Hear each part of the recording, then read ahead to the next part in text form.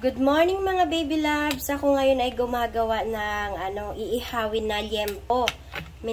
Minarinate ko itong mga baby loves ko dahil mamayang hapon iihawin na namin ito. Ang ingredients nito ay bawang, sibuyas, kalamansi at paminta. Meron din itong ketchup at syempre asin at konting asukal mga baby loves ko. At syempre meron din palang konting toyo. Yan. Ayan lang yung ginagamit ko pag ako nagmamarinate ng gagawing barbecue. Diba? Yan. Syempre, may kalamansi yan. Automatic na yan. Yan. Tsaka maraming bawang, paminta at may kunting asin, asukal, para balance ang lasa niya mga baby loves ko. Ganyan lang ako magmarinate mga baby loves. Masarap yan. Ayan.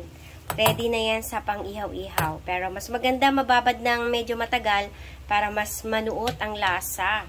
Diba? Hanggang loob para mas masarap. Yun lang mga baby loves. Thank you for watching. Ingat palagi and good vibes. Salamat sa panonood. Ayan. Papalo naman dyan. Thank you. Bye-bye.